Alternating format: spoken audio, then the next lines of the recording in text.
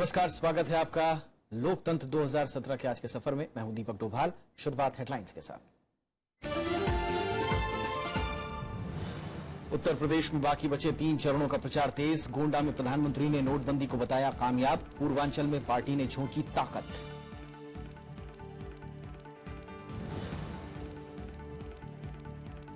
अखिलेश यादव की प्रधानमंत्री को विकास पर खुली बहस की चुनौती। कहा जनता देगी जवाब। अमेठी में राहुल गांधी ने मोदी सरकार को बताया नाकाम।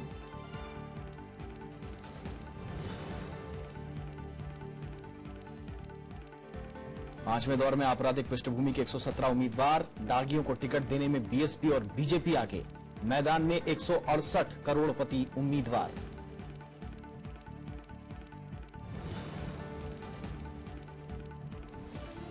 मणिपुर के राज्यपाल नजमा हेपतुल्ला का बयान। आर्थिक नाकेबंदी पर केंद्र और राज्य सरकार मिलकर निकालें हल। हालात को बताया खराब। पश्चिमी इंफाल जिले में प्रधानमंत्री की रैली कल।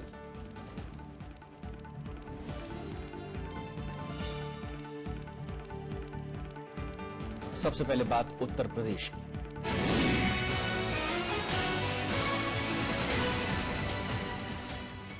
बीजेपी ने पूरी ताकत पूर्वांचल और बाकी बची सीटों पर झोंक दी है। पार्टी अध्यक्ष अमित शाह और गृहमंत्री राजनाथ सिंह ने गोरखपुर, देवरिया और आजमगढ़ की अलग अलग सीटों पर प्रचार किया। अपने संबोधन में दोनों नेताओं ने प्रदेश सरकार, एसपी कांग्रेस गठबंधन और बीएसपी की कड़ी आलोचना की। उत्तर प्रदेश में अब सिर्फ 3 चरणों का मतदान बचा है। इनमें से ज्यादातर सीटें पूर्वांचल की हैं। बीजेपी के लिए ये बेहद महत्वपूर्ण सीटें हैं, लिहाजा पार्टी का सारा ध्यान अब पूर्वी उत्तर प्रदेश पर है। गृहमंत्री राजनाथ सिंह ने गोरखपुर और लालगंज में चुनावी रैलियां की। उन्होंने कहा कि बीएसपी और समाजवादी पार्टी सरकारों के भ्रष्टाचार ने यूपी को पीछे धकेल दिया, जबकि बीजेपी शासन बेदाग रहा। आप जानते हैं इस हकीकत को कि सपा और बसपा के मुख्यमंत्रियों पर भ्रष्टाचार के आरोप लगे। आय से अधिक संपत्ति के मामले को लेकर उनके खिलाफ एफआईआर दर्ज हुई, सीबीआई जांच चल रही है। लेकिन बहनों भाइयों, भारतीय जनता पार्टी, चाहे वो कल्याण सिंह जी रहे हों, जयराम प्रकाश जी गुप्त रहे हों, तो मैं रहा, हम लोगों के दामन के ऊपर कोई भ्रष्टाचार का दाग लगाने की हिम्मत नहीं कर पाया। वहीं बीजेपी अध्यक्ष अमित शाह ने आजमगढ़ की रैली में कांग्रेस सरकार के 60 साल के शासन का हिसाब मांगा। उन्होंने बीएसपी, एसपी और कांग्रेस पर कड़े तंज कसे और 11 मार्च को यूपी के अच्छे दिन आने का दावा किया। उत्तर प्रदेश के अच्छे दिन कब आएंगे? 11 मार्च को मतगणना होगी। सुबह 8 बजे मतगणना शुरू होगी। 9 बजे 10 राउंड समाप्त होंगे। 10 बजे 15 राउंड समाप्त होंगे। 12 बजे मतगणना समाप्त होगी। 1 बजे अखिलेश सरकार समाप्त हो जाएगी। पूर्वांचल के कुल 25 जिलों में से 141 विधानसभा सीटों पर चुनाव होने वाले हैं। इनमें प्रधानमंत्री के संसदीय इलाके वाराणसी, योगी आदित्यनाथ के गोरखपुर, कलराज मिश्र की देवरिया और मुलायम सिंह यादव की आजमगढ़ सीट पर सबकी निगाहें होंगी। Bureau report, Rajya Sabha TV. प्रधानमंत्री नरेंद्र मोदी ने गोंडा में चुनावी सभा को संबोधित किया। इस मौके पर प्रधानमंत्री ने कहा कि ओडिशा पंचायत और बीएमसी के चुनाव नतीजों ने नोटबंदी के फैसले पर मुहर लगा दी है। प्रधानमंत्री ने गन्ना किसानों की बदहाली के लिए राज्य सरकार को जिम्मेदार ठहराया और माफिया की समस्या को खत्म करने का वादा किया। प्रधानमंत्री नरेंद्र मोदी ने गोंडा में जनसभा को संबोधित करते हुए दावा किया कि नोटबंदी से बीजेपी को यूपी चुनाव में फायदा हो रहा है। प्रधानमंत्री ने कहा कि जनता ने नोटबंदी का फायदा समझा है और देश भर में बीजेपी का समर्थन बढ़ा है। भाइयों बहनों, कोई भी डर जाए, इतना इन्होंने हमला बोला हुआ है, इतना झूठ फैलाया हुआ है, भ्रमित करने का प्रयास किया है, लेकिन मैं देशवासियों को सर झुका करके नमन करता हूं कि देश की जनता ने सच क्या है, ईमानदारी से देश की भलाई की कोशिश क्या है, उसका साथ पकड़ा है। प्रधानमंत्री ने दावा किया कि उत्तर प्रदेश में अगली सरकार बीजेपी की बनेगी। उन्होंने कहा कि प्रदेश में बीजेपी के पक्ष में हवा चल रही है। शायद हिंदुस्तान के और कोने में या दिल्ली में एयर कंडीशन कमरों में बैठ करके राजनीति पर चर्चा करने वालों को अंदाज नहीं होगा कि ये कैसी आंधी चल रही है। गोंडा में 5वें चरण के तहत 27 फरवरी को मतदान होना है। जिले की 7 विधानसभा सीटों में से 6 पर समाजवादी पार्टी का कब्जा है। बीजेपी के सामने जिले में मौजूदगी दर्ज कराने की बड़ी चुनौती है। उत्तर प्रदेश विधानसभा चुनाव के बीच में ही बीएमसी और उड़ीसा के पंचायत चुनाव के जो नतीजे आए उसको लेकर बीजेपी उत्साहित है और प्रधानमंत्री नरेंद्र मोदी ने अपनी गोंडा की रैली में नोटबंदी से लेकर सर्जिकल स्ट्राइक का जिक्र शायद इसीलिए किया। अब ये देखना होगा कि बाकी के बचे 3 चरणों में बीजेपी क्या इन मुद्दों को और जोर शोर से उठाएगी। गोंडा में कैमरा सुशील कुमार के साथ पंचानन मिश्रा, राज्यसभा टीवी। और मुख्यमंत्री अखिलेश यादव ने गोंडा, फैजाबाद और अंबेडकर नगर में कई चुनावी रैलियां की। इस मौके पर उन्होंने कहा कि उत्तर प्रदेश का विकास सिर्फ कांग्रेस और समाजवादी पार्टी गठबंधन की सरकार ही कर सकती है। फैजाबाद में भारी भीड़ की मौजूदगी में समाजवादी पार्टी के अध्यक्ष और मुख्यमंत्री अखिलेश यादव ने दावा किया कि प्रदेश में अगली सरकार उनके नेतृत्व में ही बनेगी। अपने भाषण में मुख्यमंत्री ने पिछली सरकार की तमाम उपलब्धियां गिनाई। साथ ही आरोप लगाया कि केंद्र सरकार ने पिछले 3 साल में एक भी ऐसा काम नहीं किया जिसे वो जनता के सामने रख सकें। 70 से ज्यादा एमपी जिता दिए, लेकिन बुलेट ट्रेन का रास्ता कौन सा है हमें नहीं पता। उत्तर प्रदेश में तो रास्ता नहीं दिखाई देता। अगर 3 साल में बुलेट ट्रेन नहीं आई है तो अगले 2 साल में भी बुलेट ट्रेन नहीं आ पाएगी। और अगली बार जब चुनाव में आप जाओगे तो ये जनता आपको दिल्ली में नहीं आने देगी। और उसकी शुरुआत अगर कहीं से हो रही है तो उत्तर प्रदेश से शुरू हो रही है। मुख्यमंत्री ने प्रधानमंत्री नरेंद्र मोदी को विकास के मुद्दों पर खुली बहस की चुनौती दी। अपने समर्थन में जबरदस्त नारेबाजी के बीच मुख्यमंत्री ने कहा कि प्रधानमंत्री हमारे काम का मजाक उड़ाते हैं, लेकिन जब अपने पर बात आती है तो बुरा मान जाते हैं। हम कहते हैं प्रधानमंत्री जी से कि गंगा मैया की भी कसम खा लो, सरजू मैया की भी कसम खा लो, बिजली काशी में 24 घंटे आती है कि नहीं आती है, समाजवादियों ने दी है कि नहीं दी है। हम भेदभाव नहीं करते। ये हम क्या आरोप लगाते हैं कि हमने भेदभाव कर दिया। हम तो कहते हैं कि जो बच्चे सबसे अच्छे नंबर पाए हैं जाकर के उन बच्चों से पूछो कि समाजवादियों ने क्या भेदभाव किया है आपके साथ, आपको जवाब मिल जाएगा उनसे। बीएसपी प्रमुख मायावती का नाम लिए बिना उन्होंने कहा कि वो बीजेपी के साथ मिलकर सरकार बनाने के सपने देख रही हैं। फैजाबाद समेत 11 जिलों की 52 सीटों पर 27 फरवरी को मतदान होना है। 2012 में इनमें अयोध्या समेत 38 सीटों पर समाजवादी पार्टी की जीत हुई थी। 2012 के चुनाव में फैजाबाद जिले की 5 में से 4 सीटें जीतकर समाजवादी पार्टी ने भारी कामयाबी हासिल की थी, लेकिन इस चुनाव में ज्यादातर सीटों पर मुकाबला त्रिकोणीय है और समाजवादी पार्टी संघर्ष करती हुई नजर आ रही है। कैमरामैन अनिर्बान के साथ श्याम सुंदर, राज्यसभा टीवी, फैजाबाद। और कांग्रेस उपाध्यक्ष राहुल गांधी ने शुक्रवार को अमेठी और जगदीशपुर में चुनावी सभाओं को संबोधित किया। इस मौके पर कांग्रेस उपाध्यक्ष ने कहा कि केंद्र की मोदी सरकार लोगों से किए वादे पूरे करने में नाकाम रही है। कांग्रेस उपाध्यक्ष राहुल गांधी ने अपनी चुनावी सभाओं में केंद्र की बीजेपी सरकार को लेकर तमाम सवाल उठाए। उन्होंने कहा कि नरेंद्र मोदी सरकार लोगों की उम्मीदें पूरा करने में नाकाम रही है। कांग्रेस उपाध्यक्ष ने आरोप लगाया कि प्रधानमंत्री बड़ी बातें करते हैं, लेकिन जमीनी स्तर पर उनकी सरकार ने 3 साल में कुछ भी नहीं किया। 2 करोड़ युवाओं को रोजगार देने का वायदा किया। अब बताइए, पिछले साल नरेंद्र मोदी जी की सरकार ने हिंदुस्तान में कितने युवाओं को रोजगार दिया? उनका मंत्री खड़ा होता है, कहता है कि साहब 2 करोड़ वायदा तो किया था, मगर सच्चाई यह है कि पिछले साल पूरे हिंदुस्तान में हमने एक भी अपना नहीं दिलवाया। कांग्रेस उपाध्यक्ष ने कहा कि देश भर में किसान बदहाल हैं, लेकिन केंद्र सरकार उनकी बजाय पूंजीपतियों की मदद कर रही है। उन्होंने वादा किया कि उत्तर प्रदेश में गठबंधन की सरकार बनने पर किसान और युवाओं के लिए विशेष योजनाएं लागू की जाएंगी। आपसे कहा था 15 लाख रुपए देंगे, दिए? किसी को मिले? आपसे कहा था 2 करोड़ युवाओं को रोजगार दूंगा, मिला? मोदी जी ने नहीं किया। हम करना चाहते हैं। हम उत्तर प्रदेश के युवा को अपने पैरों पे खड़ा करना चाहते हैं। कांग्रेस उपाध्यक्ष ने कहा कि उत्तर प्रदेश में कांग्रेस और समाजवादी पार्टी मिलकर बहुमत की सरकार बनाने जा रहे हैं।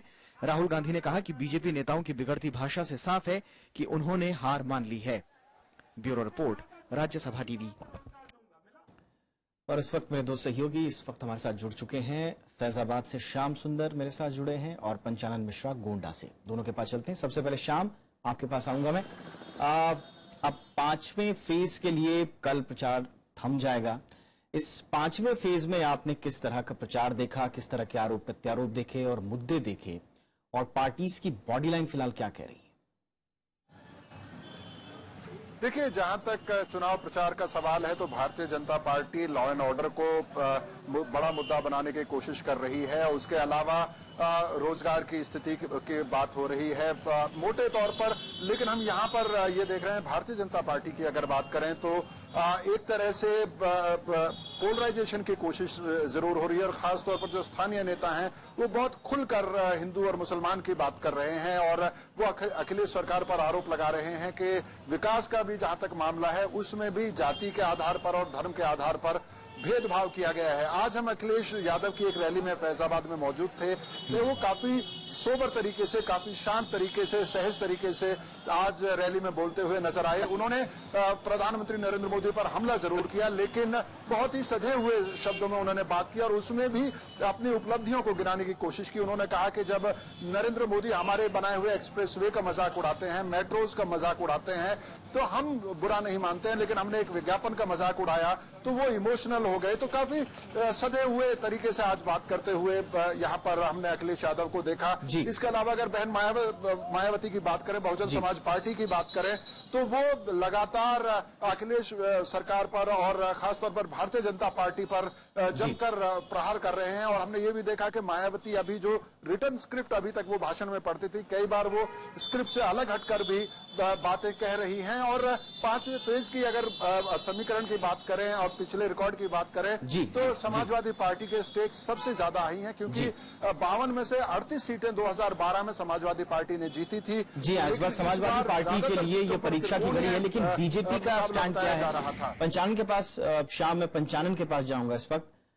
पंचानन, पूर्वी उत्तर प्रदेश, पूर्वांचल बड़ा महत्वपूर्ण है इन बाकी जो बचे हुए चरण हैं और वो पूर्वांचल बीजेपी के लिहाज से बड़ा महत्वपूर्ण है।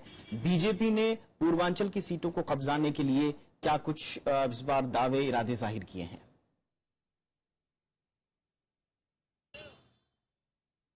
देखिए, इरादे तो आज प्रधानमंत्री नरेंद्र मोदी की जो गोंडा की रैली हुई उसमें भी जाहिर हुए और इससे पहले जो 19 तारीख को फतेहपुर में रैली हुई थी जिसमें शमशान और कब्रिस्तान का मुद्दा उठा था, ये वहां से जाहिर हो गया। तो जैसा श्याम ने अभी कहा कि एक पोलराइजेशन की जो स्थिति है वो लगातार बीजेपी की तरफ से दिख रही है। हालांकि प्रधानमंत्री नरेंद्र मोदी लगातार विकास की बातें जरूर कर रहे हैं, लेकिन अखिलेश पर हमलावर वो भी है और रोजगार की कमी और जो भेदभाव की बात है वो यहाँ खासकर बीजेपी की तरफ से उठाई जा रही है।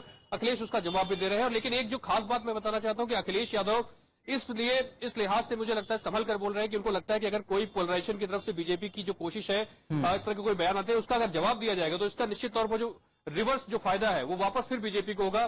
तो एक ये कारण हो सकता है कि अखिलेश यादव उस लेवल पर जाकर, उस कह लीजिए ध्रुवीकरण के लेवल पर जाकर हमला नहीं कर रहे हैं। वो एक स्ट्रेटजी भी हो सकती है, लेकिन बहुत कुछ स्टेक पर यहाँ पर है इस फेज में, क्योंकि 52 में से 38 सीटें वास्तव में समाजवादी पार्टी के पास है और इस बार चुनौती है उसको बचाने की। पूर्वी उत्तर प्रदेश हो, चाहे वो गढ़, अमेठी या सुल्तानपुर राहुल गांधी का हो, तो काफी कुछ स्टेक पर इस वाले फेज में लगा हुआ है। पूर्वी उत्तर प्रदेश के लिए अब चुनाव शुरू हो चुका है, समय बहुत कम है, आप दोनों का बहुत देखना होगा बीजेपी कैसे। आगे बढ़ते हैं। राजनीतिक पार्टियों के इस धुआंधार रैलियों का सिलसिला कल थम जाएगा। शनिवार शाम 5 बजे तक ही 5वें दौर के लिए राजनीतिक पार्टियां प्रचार कर सकेंगी। 11 जिलों की 51 सीटों पर सभी पार्टियों की तरफ से तमाम दिग्गजों ने एड़ी चोटी का जोर लगा दिया। इस दौर में बलरामपुर, गोंडा, फैजाबाद, अंबेडकर नगर, बहराइच, श्रावस्ती, सिद्धार्थनगर, बस्ती, संत कबीर नगर, अमेठी और सुल्तानपुर जिलों में वोटिंग होनी है। समाजवादी पार्टी उम्मीदवार चंद्रशेखर कनौजिया की मौत के चलते अंबेडकर नगर की अलापुल सीट पर इस दौर में वोटिंग नहीं होगी। इस सीट पर 9 मार्च को चुनाव आयोग ने मतदान कराने का फैसला किया है। 2012 के पिछले चुनाव में इन 52 सीटों में से समाजवादी पार्टी सबसे ज्यादा सीट लेकर आई थी, जबकि कांग्रेस और बीजेपी के हाथ में 5-5 सीटें आई थी। बीएसपी को 3 सीटों पर जीत मिली, जबकि 2 सीटों पर 30 पार्टी का कब्जा हुआ। इस दौर में सबसे ज्यादा 24 उम्मीदवार अमेठी सीट पर हैं, जबकि सबसे कम 6 उम्मीदवार कपिलवस्तु और एटवा सीट पर हैं। तो शनिवार को इस दौर के लिए प्रचार थम जाएगा, लेकिन प्रचार में हर पार्टी एक दूसरे पर धन बल का आरोप भी लगा रही है। ऐसे में आइए देखते हैं कि 5वें दौर में उम्मीदवारों का लेखा जोखा क्या है।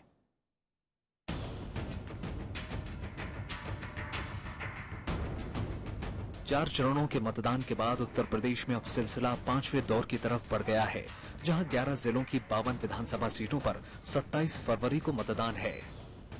एसोसिएशन फॉर डेमोक्रेटिक रिफॉर्म्स ने इस दौर में मैदान में उतरे उम्मीदवारों के हलफनामों का अध्ययन किया, जिसके मुताबिक मैदान में उतरे कुल 617 उम्मीदवारों में से 117 के खिलाफ आपराधिक मामले दर्ज हैं। इसमें से 96 के खिलाफ हत्या की कोशिश, अपहरण और महिलाओं के खिलाफ अपराध जैसे मामलों में संगीन मुकदमे दर्ज हैं।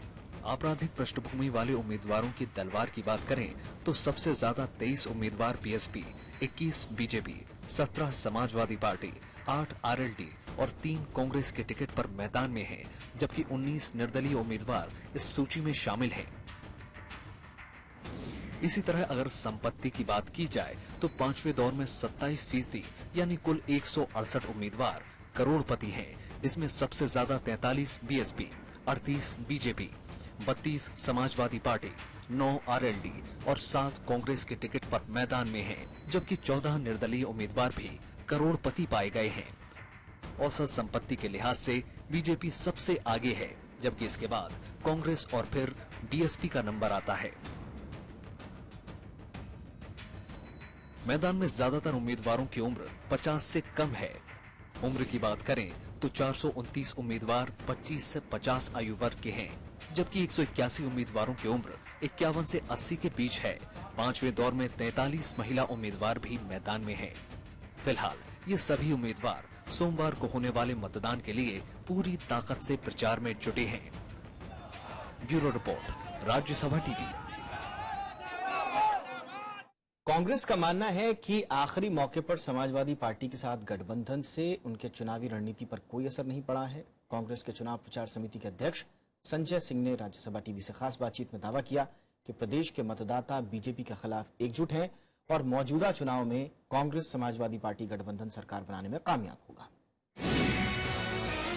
उत्तर प्रदेश में चुनावी समर अपने पूरे चरम पर है और इस वक्त हमारे साथ हैं कांग्रेस की चुनाव प्रचार समिति के अध्यक्ष और कांग्रेस के वरिष्ठ नेता संजय सिंह। सर, स्वागत है राज्यसभा टीवी में। पहला सवाल जो सामने आता है, क्योंकि खासतौर पर आप के लिहाज से चुनाव प्रचार समिति के आप अध्यक्ष हैं, कितना बदलाव रणनीति में करना पड़ा कांग्रेस को जब आखिरी क्षणों में समाजवादी पार्टी के साथ गठबंधन किया, और क्या उसका फायदा मिल पा रहा है कहीं? रणनीति में हमारी कोई बदलाव नहीं हुआ।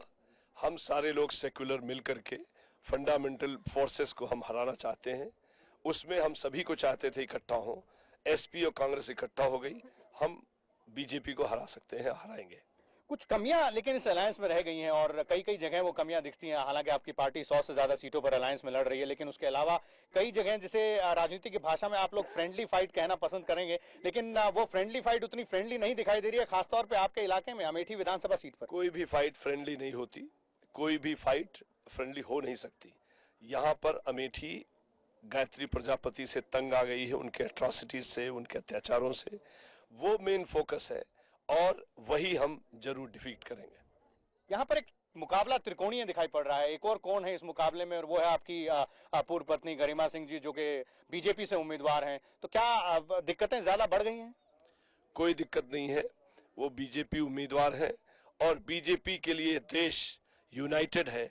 उसके खिलाफ आज उनका कोई, वो सपा की डमी कैंडिडेट हो सकती हैं। बीजेपी हर समय असली फोकस, असली लड़ाई में किसी न किसी गलत आदमी का साथ देते हैं। आज बीजेपी घरों को, परिवारों को, समाज को, देश को तोड़ना चाहता है, जो हम होने नहीं देंगे। जी, बहुत बहुत धन्यवाद। तो ये थे कांग्रेस के चुनाव प्रचार समिति के अध्यक्ष और अमेठी से कांग्रेस के आला नेता संजय सिंह जी। कैमरा पर्सन ओम प्रकाश और विजय के साथ विशाल दहिया, राज्यसभा टीवी, अमेठी। उत्तर प्रदेश के मौजूदा चुनाव प्रचार में निजी छींटाकशी और भाषा की मर्यादा का सवाल भी जोर शोर से उठ रहा है। ऐसे में हर पार्टी इसके लिए एक दूसरे को जिम्मेदार ठहरा रही है। बीएसपी ने आरोप लगाया है कि इसकी शुरुआत बीजेपी की तरफ से हुई। बीएसपी नेता सुधींद्र भदौरिया ने प्रधानमंत्री नरेंद्र मोदी समेत बीजेपी अध्यक्ष अमित शाह को इसके लिए जिम्मेदार ठहराया। इसकी शुरुआत प्रधानमंत्री जी मोदी जी ने जब स्वयं की, और ये आपको मालूम है प्रधानमंत्री जी ने विपक्ष को स्कैम कह दिया। जहां तक अमित शाह जी का प्रश्न है, वो स्वयं इस संविधान की जो मर्यादाओं की धज्जियां उड़ा चुके हैं, अनेकों बार उड़ा चुके हैं। बिहार के चुनाव में उन्होंने कहा था अगर विपक्ष जीतेगा तो पाकिस्तान में खुशियां मनाई जाएंगी, वहां पटाखे उड़ाए जाएंगे। उत्तर प्रदेश में विपक्ष की तुलना बहन मायावती जी के बारे में कहना कि ये कसाब है। बीजेपी ने दावा किया है कि अगर पार्टी की सरकार आती है तो बीएसपी और एसपी सरकार के शासन में हुई अनियमितताओं की जांच की जाएगी। उन्होंने दोनों दलों पर एक दूसरे का भ्रष्टाचार छिपाने का आरोप लगाया। बीजेपी प्रदेश अध्यक्ष केशव प्रसाद मौर्य ने प्रदेश सरकार पर भ्रष्टाचार के आरोप लगाए। देखिए, घोटाला स्पष्ट तौर से, चूंकि भ्रष्टाचार करने वाले जो मायावती जी के शासनकाल में जो भ्रष्टाचार करने वाले अधिकारी थे, वह अखिलेश यादव जी की सरकार में भी खास बन गए। और वो खास बनने के कारण ही अभी जो आप विषय आया कि लोकायुक्त की जांच रिपोर्ट मुख्यमंत्री कार्यालय में पहुंचने के बावजूद भी बसपा सरकार के समय के दोषी मंत्रियों और अधिकारियों के खिलाफ इन्होंने कार्रवाई नहीं की। चुनाव आयोग ने मणिपुर में 1 और उत्तर प्रदेश में 3 उम्मीदवारों के खिलाफ एफआईआर दर्ज करने का आदेश दिया है। एक टीवी चैनल के स्टिंग ऑपरेशन के बाद चुनाव आयोग ने यह कार्रवाई की है। स्टिंग ऑपरेशन में इन उम्मीदवारों को चुनाव प्रक्रिया को प्रभावित करने की कोशिश करते हुए दिखाया गया था। जनप्रतिनिधित्व कानून के तहत चुनाव आयोग ने कार्रवाई की है। इनमें उत्तर प्रदेश में बीएसपी के अतीक अहमद सैफी, समाजवादी पार्टी के अतुल गर्ग और पीस पार्टी के राकेश वाल्मीकि शामिल हैं। जबकि मणिपुर की माओ सीट से वोबा जोराम पर भी चुनाव आयोग ने ऐसे ही मामले में एफआईआर दर्ज का आदेश दिया है। उत्तर प्रदेश की शान कहा जाने वाला कालपी का कागज उद्योग बर्बादी के कगार पर पहुंच गया है। सरकारी सहायता के अभाव में कारोबार दम तोड़ रहा है और लोगों को रोजी रोटी के नए रास्ते तलाशने पड़ रहे हैं।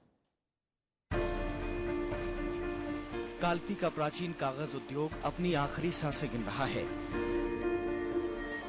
इलाके में कागज की दर्जनों इकाइयां बंद हो चुकी हैं और जो बची हैं वो आखिरी सांस ले रही हैं। उद्योग से जुड़े लोग सरकारी अनदेखी को इसकी बड़ी वजह मानते हैं। सरकार अगर हम लोग की सहायता करे, जो हम लोग ये भूखों मर रहे हैं ना, ये सब हम लोग के लिए अच्छा हो जाएगा। कालपी में कोई काम नहीं है। ये जो कागज का काम है ये भी बेकार है, चलता नहीं है। हम लोगों की तनख्वाहें नहीं है ज्यादा। लेबर इधर जो है बहुत ज्यादा परेशान है। कुछ साल पहले तक कालपी में कागज के 100 से ज्यादा कारखाने थे। कालपी के हाथ से बने कागज की मांग आपूर्ति के मुकाबले कई गुना ज्यादा थी। ये कागज शादी के card, visiting card, file, filter, cement की चादरों और कैरी बैग समेत कई चीजों में इस्तेमाल होता था। हाँ, जब से यह नोटबंदी बंद हुई बेटा, जब से कारोबार नहीं चल रहा, दिन भर गिरता है, हम 60-70 का काम करके अपने घर जा था। चीन के सस्ते उत्पाद और तकनीक के बढ़ते इस्तेमाल से कागज उद्योग को भारी नुकसान पहुंचा है। हालांकि चीन में बना कागज सस्ता जरूर है, लेकिन वो टिकाऊ नहीं है। इस उद्योग से जुड़े लोगों का मानना है कि अगर सरकार इस उद्योग को उचित सहायता दे तो ये उद्योग न केवल सरकार के खजाने में भारी भरकम पैसा दे सकता है, बल्कि साथ ही साथ हजारों बेरोजगारों को नौकरी भी दे सकता है।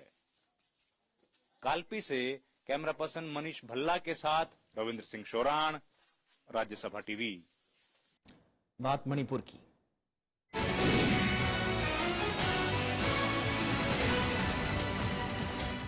मणिपुर के राज्यपाल नजमा हेपतुल्ला ने कहा है कि मणिपुर में आर्थिक नाकेबंदी का जल्द हल निकलना चाहिए। दिल्ली पहुंची नजमा हेपतुल्ला ने कहा कि नाकेबंदी से आम लोगों की दिक्कतें बढ़ गई हैं और जल्द कोई हल नहीं निकला तो हालात बेकाबू हो सकते हैं। उन्होंने कहा कि केंद्र और राज्य सरकार को इस मसले पर विपक्ष के साथ चर्चा करनी चाहिए। तो खास मैं यही कहने के लिए दिल्ली आई हूँ सरकार से कि कुछ न कुछ सलूशन निकालना चाहिए। सेंट्रल गवर्नमेंट और स्टेट गवर्नमेंट को बैठ के जो भी बातचीत चल रही है, जो भी सलूशन आएगा, मगर लोगों को खाने पीने की चीजें, बच्चों को दवाएं, दूध, जो जरूरत की चीजें वो तो मिलना चाहिए। और बात गोवा की।